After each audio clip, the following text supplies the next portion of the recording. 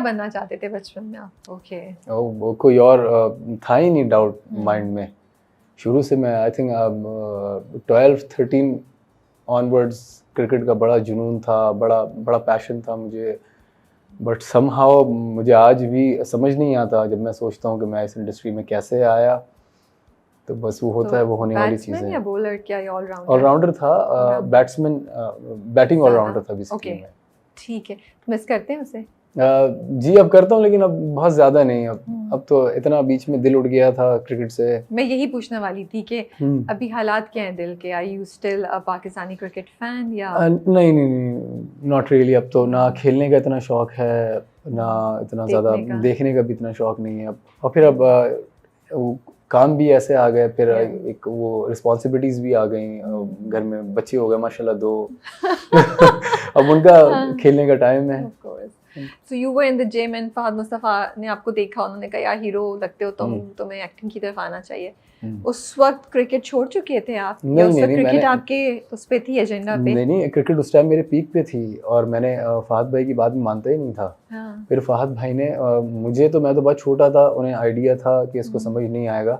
तो हमारे ट्रेनर थे टीटू भाई, एक फेमस ट्रेनर है, वो सब इनको करवाते हैं एक्टर्स को, क्रिकेटर को। तो उनको उन्होंने बहुत इंसिस्ट किया। अच्छा, क्रिकेट में भी ये था, मुझे बहुत से लोग हीरो हीरो, ओ हीरो इधर हो जाओ। अच्छा, फिर वो एक नेचुरल सी चीज़ थी कि मैं धूप से बचता था। ओके। फील्डिंग में लोगों की बातें ऐसे करते, फील्डिंग में जहाँ शैडो नजर आता था मैं वहाँ चला जाता था। तो ओ भाई हीरो तुम्हें कहा है, इधर हो, इस तरीके से। फिर मेरी अम्मी बहुत कॉन्शियस थी, वो सनस्क्रीन मुझे बहुत अच्छी सी दिलाती थी कि ये मस्ट है लगाना। तो फिर वो उनको जब फहद भाई ने कहा तो फिर हमारे, आपकी अम्मी को कहा? नहीं, अच्छा, ट्रेनर को सबसे पहले तो ट्रेनर को कहा। फिर ट्रेनर ने मुझे कहना स्टार्ट किया आहिस्ता आहिस्ता। मैंने उनको बहुत लाइटली लिया, समझा नहीं। फिर हमारे ट्रेनर जो थे, उनकी सिस्टर भी पीटीवी में आज भी हैं, प्रोड्यूसर हैं वो। तो वो ज़बरदस्ती उन्होंने अपनी सिस्टर के पास मुझे भेजा, उन्होंने गाइड किया थोड़ा बहुत। फिर फहद भाई ने मेरे फादर से भी कहा कि ये वेस्ट हो जाएगा, अभी भी अक्सर वो कहते हैं। लेकिन आपका कोई उस वक्त तो कोई इंटरेस्ट नहीं बन रहा था? नहीं, मुझे, आप क्रिकेट ही खेल रहे थे? मैं ड्रामे नहीं देखे मैंने कभी। आई थिंक मैं 17 का होऊंगा, मैंने कोई ड्रामा नहीं देखा होगा। एक्टिंग से, फिल्म वगैरह, मूवीज वगैरह देखी होंगी, ड्रामे से कोई ताल्लुक ही नहीं था। So what I want to know is कि क्रिकेट का स्कोप पूरा खत्म हो गया था, फिर आपने सोचा ड्रामे की तरफ जाने का, और you left cricket on purpose for acting? नहीं, मैं एक्टिंग भी साथ साथ कर रहा था। एक्टिंग से मुराद मॉडलिंग थोड़ी बहुत, जिसे आप कहेंगे। मैं सिट्रस टैलेंट चला गया था, तो वहाँ पे कमर्शियल्स करना मैंने स्टार्ट कर दिए थे कुछ। लेकिन क्रिकेट साथ चल रही थी। फिर एड में मुझे थोड़ा सा रियलाइज हुआ कि बहुत टफ हो गई क्रिकेट अब यहाँ खेलना, बहुत मुश्किल है। स्कोप बन रहा था या नहीं बन रहा था? यानी मुझे ऐसा लगता था, सब कहते थे टैलेंट तो है, लेकिन वो फिर आपको प्लेटफॉर्म भी चाहिए होता है। फिर आपको पता है थोड़ी सी क्रिकेट में भी, थोड़ी नहीं, इनफैक्ट बहुत ज़्यादा पॉलिटिक्स इन्वॉल्व हो जाती है, तो वहाँ बहुत मुश्किल हो जाता है सर्वाइव करना। तो उधर से फिर छोड़ के जी, वहाँ थोड़ी सी मायूसी हुई एक दो जगहों पे कि यार क्यों बिठाते थे, समझ नहीं आता था, क्यों नहीं खिलाते, या कोई नया लड़का आता है, वो आते ही मैच खेल जाता है, हम बैठे रहते हैं। तो ये देख के थोड़ी सी मायूसी हुई। फिर मैंने कहा चलो ये नहीं तो ये ट्राई करके देखते हैं। फिर एक्टिंग स्कूल के बारे में सर्च किया तो गूगल पे नैपा आया, वहाँ गया। तो फिर वहाँ से आज तक समझ नहीं आया कि किस तरह गया, क्या हुआ। बस मैं, वो कहते हैं ना, गो विद द फ्लो, उसके साथ, फ्लो के साथ मैं चलता रहा। फ्लो उठा के यहाँ ले आया आपके पास। पहला ड्रामा कैसे मिला आपको? पहला ड्रामा फहद भाई नहीं दिया। तो आप खुद गए, उन्होंने बुलाया? नहीं, मैं जा रहा था ट्रेनिंग के दौरान। मैं ट्रेनिंग जब कर रहा था, फिर फहद भाई को जी मिल के आया था उनसे कि मैं नैपा में ट्रेनिंग कर रहा हूँ, ये कर रहा हूँ। क्योंकि मैं यही सोची थी, सॉरी मैं आपको काट रही हूँ, मैंने कहा आपने यही होना चाहिए कि आप ही ने मुझे बुलाया था इस फील्ड में, आप ही मुझे चांस दें, मैं तो नहीं आ रहा था। अच्छा, ये मैंने ऑनेस्टली आपको बताऊं, आज तक उनसे नहीं कहा। नहीं, ऑफ कोर्स नहीं होगा, मैं मजाक में कह रही हूं कि मेरे ज़हन में ये चल रहा था। उनसे रिलेशन मेरा बहुत अच्छा, नेबर भी हैं हमारे और बड़े भाइयों की तरह हैं। तो मैं चाहूँ तो बोल सकता हूँ कि मैं तो घर की बेल बजा के रात में 2 बजे और भी मैं बातचीत कर लेता हूँ उनसे। रात में 2 बजे 3 बजे कोई मसला होता है, मैं उनसे बात कर लेता हूँ। लेकिन इस तरह की बातें, इसकी ज़रूरत भी नहीं पड़ी, क्योंकि मैं आपको बताऊँ, मैं इस चीज़ पे बिलीव करता हूँ कि अगर किसी में गट्स होते हैं, पोटेंशियल होता है, तो आप खुद मुझे बुलाएंगे, मैं आपकी ज़रूरत होऊंगा उस टाइम पे। तो उस टाइम पे ज़्यादा अच्छा मैं अपनी 4 बातें मैं अपनी भी रख सकता हूँ कि ये हो, इस तरह का चाह रहा हूँ, इस तरह का चाह रहा हूँ। अगर मैं आपके पीछे पड़ा रहूँगा तो फिर जो आप देंगे मुझे करना पड़ेगा उसमें। तो self respect is very important. Self respect, और फिर इतना काम भी आता हो तो मैंने काम में बहुत टाइम, एक उम्र गुजारी मैंने काम सीखने में। कि अब जैसे अभी बात कर रहे थे हम, मैंने 4 ड्रामे किए सपोज, तो इस दौरान मैं अपने आप पे बहुत काम कर रहा था, अपनी पर्सनालिटी पे और अपनी एक्टिंग पे, अपने क्राफ्ट पे बहुत काम कर रहा था कि एक्टिंग में ऐसा ना हो, क्योंकि मुझे ऐसा लगता है अल्लाह प्लेटफॉर्म सबको देता है, मौका देता है अल्लाह सबको, तो वो इंसान पे होता है कि उसको कितना उस मौके को यूटिलाइज कर पाता है। क्योंकि मैं सोच यही रही थी और यही मेरा सवाल था कि 2019 से आपने स्टार्ट किया लेकिन अभी तक आपने सिर्फ 4 ड्रामे किए।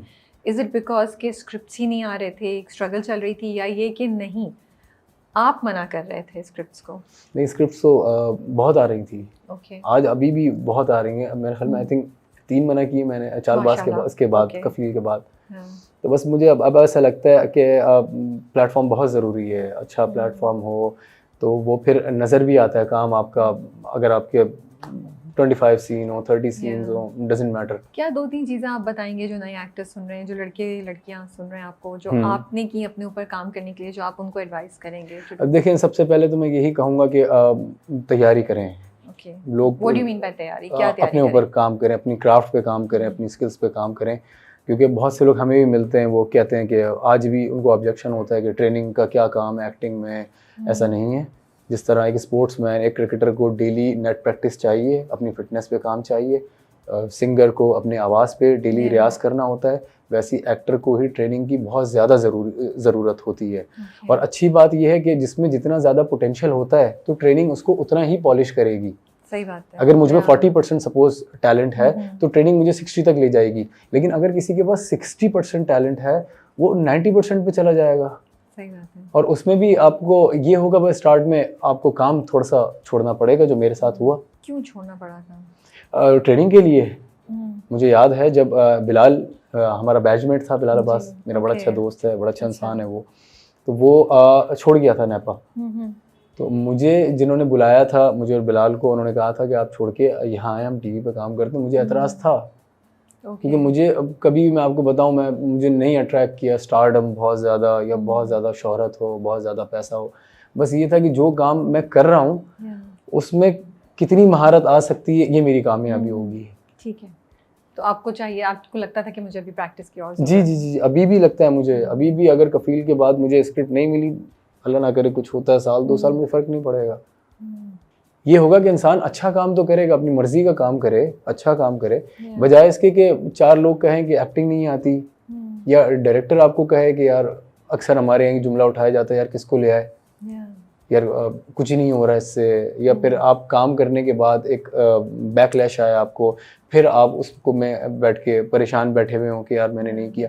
इससे बेहतर खुद पे काम करें आप वेट करें, सब्र करें, क्योंकि जो आपको मिलना है वो तो उसने देना है आपको। सही बात है। जितनी इज्जत आपको मिलनी है, जितना पैसा आपके पास आना है वो आना है, वो तो आपके नसीब में है। ठीक है, तो एक हो गई, आप कह रहे हैं तैयारी करें, तैयारी करें, और दूसरा वेट करें अपने टाइम के लिए। टाइम आपका आएगा, कोशिश करते हैं, लेकिन पेशेंस कोशिश। देखें, इंसान के हाथ में सिर्फ कोशिश है, कामयाबी और बाकी सारी चीज़ें वो तो अल्लाह के हाथ में है, लेकिन वो कोशिश किस हद तक करता है इंसान।